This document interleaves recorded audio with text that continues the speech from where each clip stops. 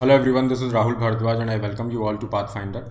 आज इस लेक्चर में हम बात करेंगे कि एडिबल ऑयल्स, खाद्य तेल जो हैं उनकी प्राइसेस क्यों बढ़ रही हैं। अगर हम पिछले एक साल की ही बात करें तो इन एडिबल ऑयल्स की प्राइसेस 40 से 50%, इतने कम समय में 40 से 50% तक इनकी कीमतें बढ़ रही हैं।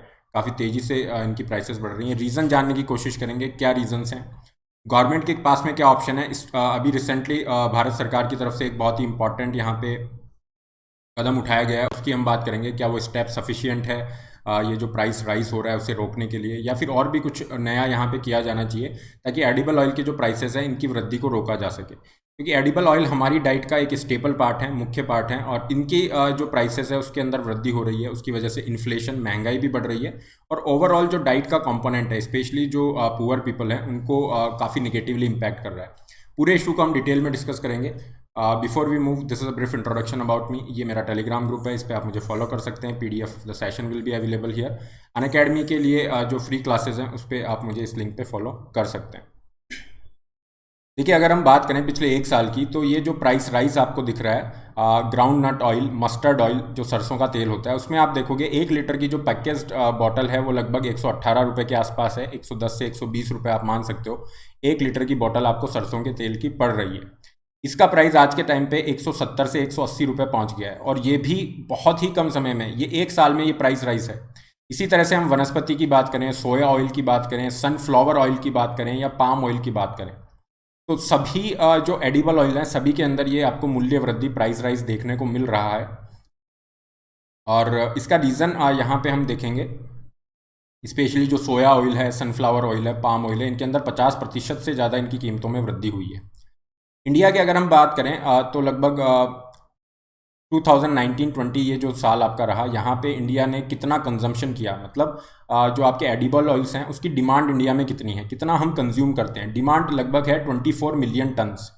24 मिलियन टन की हमारी डिमांड है, और यहाँ पे हमारा जो डोमेस्टिक लेवल पे प्रोडक्शन है दैट इज़ अराउंड 10.65 मिलियन जो टन्स आपका है, ये हमारा डोमेस्टिक लेवल पे प्रोडक्शन है। तो आपको यहाँ से अंदाज़ा लग गया होगा कि हमारी डिमांड इतनी ज़्यादा है, 24 मिलियन टन की हमारी डिमांड है, और हमारा प्रोडक्शन 10 मिलियन टन के आसपास है। तो ये जो आपका गैप आ रहा है, इसको फिल करने के लिए हमें क्या करना पड़ेगा, इंपोर्ट करना पड़ेगा। और यहाँ पे इंडिया लगभग 13 मिलियन टन एडिबल ऑयल्स का क्या करता है, इंपोर्ट करता है, जो कि इंडिया की लगभग जो डिमांड है उसका 56% है। तो आप यहाँ पे कह सकते हैं लगभग 50 से 60% तक इंडिया अपनी डिमांड का, एडिबल ऑयल्स की जितनी डिमांड है उसका इंपोर्ट करता है। इंपोर्ट हम यहाँ पे कर रहे हैं, और इंपोर्ट कौन कौन से कंट्रीज से मेजर हो रहा है। देखिए, सबसे ज़्यादा इंपोर्ट होता है पाम ऑयल का। पाम ऑयल का इंपोर्ट लगभग 7 मिलियन टन है, और इंडिया की टोटल जो डिमांड है, रिक्वायरमेंट है, वो 24 मिलियन टन है। तो 1/3 जो हो गया, ऑलमोस्ट हम मान सकते हैं 30% के आसपास पाम ऑयल का आपका रिक्वायरमेंट है। और ये आपका पाम ऑयल जो है इंडोनेशिया, मलेशिया जैसे कंट्रीज से आ रहा है। इसी तरह से सोयाबीन ऑयल है और सनफ्लावर ऑयल है, इनकी भी डिमांड रहती है। सोयाबीन ऑयल की हम बात करें, अर्जेंटीना, ब्राज़ील से हम इंपोर्ट कर रहे हैं। सनफ्लावर ऑयल जो है यूक्रेन और अर्जेंटीना से इंपोर्ट किया जा रहा है। जहाँ तक हमने देखा कि इंपोर्ट हम काफ़ी ज़्यादा कर रहे हैं, जितनी हमारी डिमांड है उसका लगभग 56%, 56 टू 60% तक हम इंपोर्ट कर रहे हैं, आयात कर रहे हैं। तो आयात हम कर रहे हैं, तो इंटरनेशनल लेवल पे जो भी प्राइसेस होंगी वो यहाँ पे रिफ्लेक्ट होंगी। तो बेसिकली यहाँ पे ये कहा जा रहा है कि जो डोमेस्टिक प्राइसेस हैं इंडिया में, जो खाद्य तेल हैं उनकी जो यहाँ पे प्राइसेस हैं, वो बेसिकली इंटरनेशनल प्राइसेस को ही क्या कर रही है, रिफ्लेक्ट कर रही है। क्योंकि इंटरनेशनल मार्केट में जो प्राइसेस हैं वो काफ़ी तेज़ी से बढ़ी हैं, रिसेंट मंथ के अंदर काफ़ी तेज़ी से बढ़ी है। और ये चीज़ हमें food and agriculture organization, FAO का वेजिटेबल ऑयल का ये इंडेक्स है, प्राइस इंडेक्स है, यहाँ से पता चलता है। एक साल के अंदर इस इंडेक्स की वैल्यू 81 से 162 पे चली जाती है, मतलब ऑलमोस्ट डबल हो गई है। तो ये इंडेक्स हमें क्या बता रहा है, ये इंडेक्स बता रहा है कि इंटरनेशनल लेवल पे, अंतर्राष्ट्रीय लेवल पे एडिबल ऑयल्स की प्राइसेस में कितनी तेज़ी से वृद्धि हुई है। अब हम बात करते हैं इंडिया के लिए यहाँ पे क्या डायनेमिक्स है। जैसा हमने देखा था, India palm oil, soybean oil और सनफ्लावर ऑयल को इंपोर्ट कर रहा है। यहाँ पे पाम ऑयल का जो रिक्वायरमेंट है दैट इज़ अराउंड 30%। जो इंडिया का टोटल ऑयल का, एडिबल ऑयल का रिक्वायरमेंट है, उसमें से 30% पाम ऑयल है, और इसको हम इंपोर्ट कर रहे हैं इंडोनेशिया और मलेशिया जैसे कंट्रीज से। Indonesia, Malaysia south east Asian country हैं। ये मैप में आप यहाँ पे देख सकते हैं, दिस इज़ मलेशिया, ये आपका इंडोनेशिया है। दोनों ही कंट्री जो हैं लार्जेस्ट प्रोड्यूसर हैं पाम ऑयल के। पाम ऑयल का मैन्युफैक्चरिंग या जो प्रोडक्शन है सबसे ज़्यादा यहाँ पे होता है। दोनों कंट्रीज़ में कुछ प्रॉब्लम चल रही थी, उसकी वजह से प्रोडक्शन के इश्यूज आपके थे। फॉर एग्जांपल, मलेशिया के अंदर माइग्रेंट वर्कर क्राइसिस चल रहा था, कोरोना की वजह से जो माइग्रेंट फॉरेन वर्कर्स थे वो यहाँ पे नहीं आ पाए, उसकी वजह से जब यहाँ पे आपको वर्कर नहीं मिलेंगे तो टोटल आउटपुट यहाँ पे फॉल कर गया। तो जो प्रोडक्शन था, जो आउटपुट था एडिबल ऑयल का मलेशिया के अंदर, स्पेशली पाम ऑयल का, वो नीचे आ गया because of this migrant worker crisis. Indonesia में क्या है, इंडोनेशिया में पाम ऑयल को यूज़ किया जा रहा है बायोडीजल प्रोग्राम के लिए। बायोडीजल जो है एक तरह का ग्रीन फ्यूल माना जाता है, इसको ब्लेंड किया जा रहा है, जैसे बायो इथेनॉल होता है उसे ब्लेंड किया जाता है, मतलब पेट्रोल के साथ आपने मिक्स कर दिया।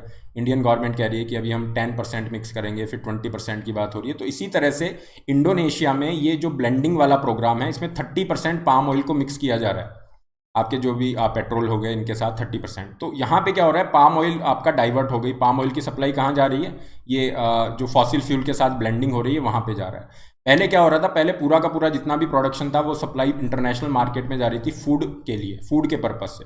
अभी ये डाइवर्जन हो गया, इसकी वजह से क्या हो गया, फूड के पास में जो सप्लाई आ रही थी वो कम हो गई, सप्लाई कम हो गई, डिमांड आपकी उतनी ही है और धीरे धीरे डिमांड बढ़ती जा रही है। उस वजह से आपको प्राइस राइज देखने को मिलेगा पाम ऑयल का।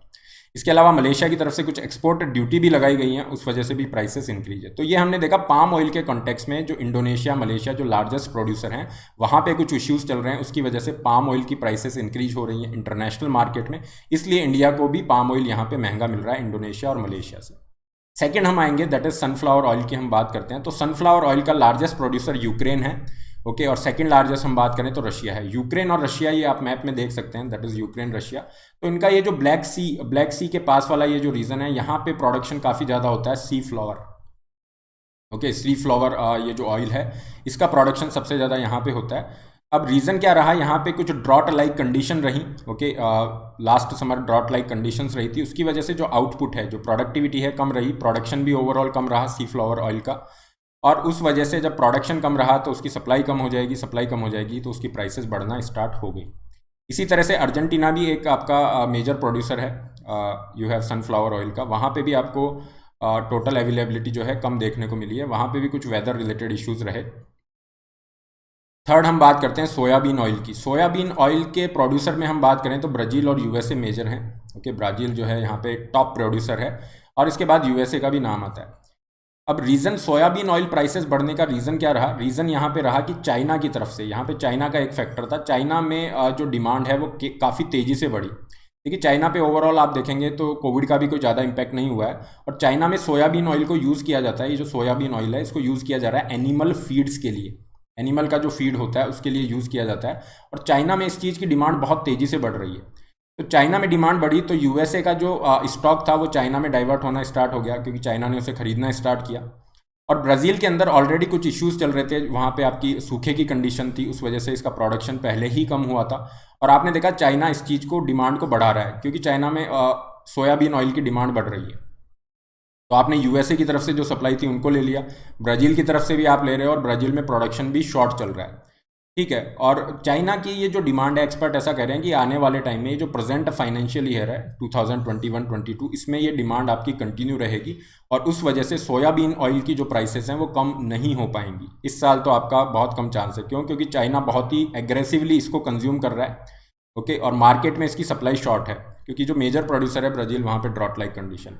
तो इस तरह से हमने देखा कि जो 3 मेजर कंपोनेंट हमारे पास थे, फॉर एग्जाम्पल अगर हम इस स्लाइड पे वापस जाते हैं, please have a look, let me just clear this.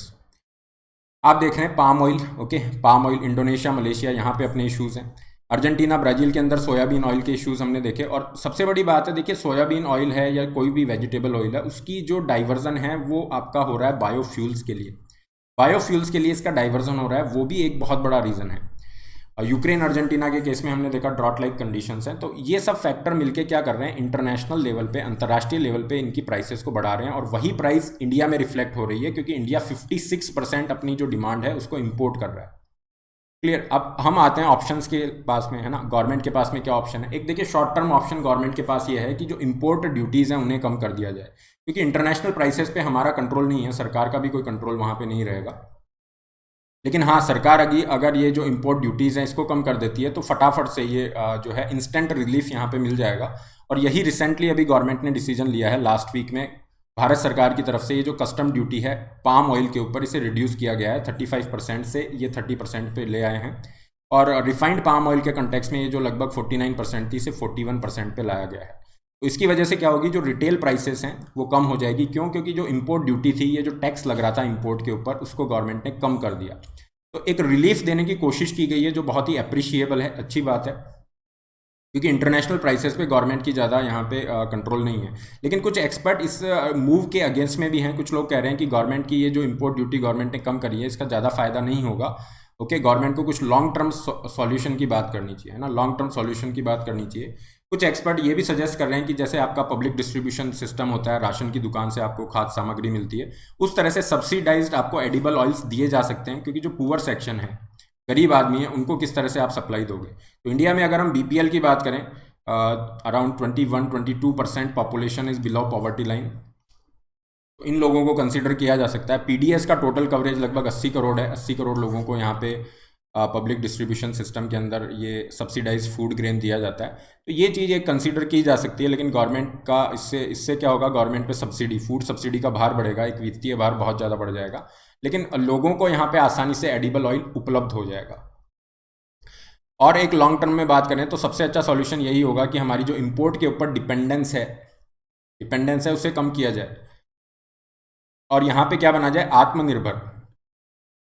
आत्मनिर्भर बना जाए। आत्मनिर्भर हम कैसे बन सकते हैं, जब एडिबल जो ऑयल्स हैं, ओके, ये इनका प्रोडक्शन कैसे हो रहा है, ऑयल सीड से हो रहा है ना। तो ऑयल सीड का प्रोडक्शन हमें बढ़ाना होगा, तब हम यहाँ पे आत्मनिर्भर बन सकते हैं, और हमारी जो डिपेंडेंस है, निर्भरता है, उसे हम कम कर सकते हैं विदेशी जो आयात हो रहा है हमारा यहाँ पे, उसके ऊपर। तो ये एक लॉन्ग टर्म सॉल्यूशन है। अदरवाइज क्या होगा, अगर हमारी डिपेंडेंस इंपोर्ट पे ज़्यादा रहेगी और इंपोर्ट पे आपकी डिपेंडेंस ज़्यादा है, तो इंटरनेशनल प्राइस लेवल हमारे को इम्पैक्ट करेगा। इस कॉन्टेक्स्ट में ये बात की जा सकती है, और फार्मर्स को इस चीज़ के लिए इंसेंटिवाइज करना जरूरी है। ओके, फार्मर्स को इंसेंटिव दिए जाएँ, अट्रैक्टिव एमएसपी यहाँ पे लागू की जाए, जिससे कि वो वीट और पैडी जो है वहाँ से डाइवर्ट होकर ऑयल सीड का कल्टीवेशन करें। ओके, ऑयल सीड का ज़्यादा कल्टीवेशन होगा, ज़्यादा ग्रोइंग एरिया में उसे कल्टीवेट किया जाएगा, तो प्रोडक्शन डेफिनेटली इंक्रीज होगा, और धीरे धीरे हमारी जो इंपोर्ट पे डिपेंडेंस है वो कम होगी। सो ये कुछ लॉन्ग टर्म सॉल्यूशन है। गवर्नमेंट का जो रिलीफ है वो इंस्टेंट रिलीफ है, लेकिन लॉन्ग टर्म सॉल्यूशन प्रोवाइड नहीं कराता है। Okay, so this is regarding this lecture, this topic. ये टेलीग्राम चैनल है, इस पर आपको इसकी PDF अवेलेबल हो जाएंगी। इसके अलावा और भी बहुत सारे फ्री सेशंस होते हैं, जिसके लिए आप मुझे यहाँ पे फॉलो कर सकते हैं। Any inappropriate content you can report that as well. Apart from this, Unacademy की तरफ से अभी ये ऑफर है, जिसमें अगर आप 1 साल या उससे ऊपर का कोई भी अनअकैडमी का सब्सक्रिप्शन लेते हैं, तो आपका SSC और बैंक का जो एग्ज़ाम की तैयारी है वो फ्री हो जाती है। और यहाँ पे 1 साल का जो आप सब्सक्रिप्शन ले रहे हैं, उस पर आपकी पूरी तैयारी इंक्लूड है, जिसमें आपका GS, pre, mains, optional, everything is there. और इसका आपका जो फी है that is around 50,000 something is there. आपको टेस्ट सीरीज फ्री मिल रही हैं। ओके, अनअकैडमी के नोट्स मिल रहे हैं, जिसमें पूरा सिलेबस कवर है। आपका सब्सक्रिप्शन नेक्स्ट ईयर मेंस तक वैलिड रहेगा। अगर आप 2 साल या उससे ऊपर के सब्सक्रिप्शन पे जा रहे हैं, तो आपके लिए अगर आप क्लियर नहीं कर पाते हैं, तो 1 साल का आपको एक्सटेंशन भी दिया जा रहा है। ओके, इन ऑफर्स की हम बात कर चुके हैं। This is the test series. Loan facility का लिंक आपको दिया जा रहा है। ये आपका प्राइस स्ट्रक्चर है, ओके, फी स्ट्रक्चर है, इस पर आप जा सकते हैं। And use the code RBLI to get 10% instant off. 7 जुलाई से आपके नए बैचेस स्टार्ट हैं, जिसमें 2022 और 23 के बच्चे प्रिपेयर कर सकते हैं। आइकॉनिक के कुछ एडिड बेनिफिट हैं, daily doubt solving, personal mentoring. ये आइकॉनिक का फी स्ट्रक्चर है, इसके लिए भी आप जा सकते हैं। ओनली ऑप्शनल के लिए आपके पास फी प्लान है, इस पर आप ऑप्ट कर सकते हैं। कोई भी क्वेरी है, यहाँ पे आप रीच आउट कर सकते हैं। हर संडे आपका स्कॉलरशिप टेस्ट होता है, इसमें आप पार्टिसिपेट कर सकते हैं। फ्री टेस्ट सीरीज़ के अंदर भी आप पार्टिसिपेट कर सकते हैं। MCQ बेस्ड प्रिपरेशन के लिए अनअकैडमी अनरेवल आपका यूट्यूब चैनल है, इसे आप ज्वाइन कर सकते हैं। डिस्क्रिप्शन बॉक्स में इस चैनल का लिंक है। So this is all. Don't forget to like, share and subscribe. All the best. Have a great day.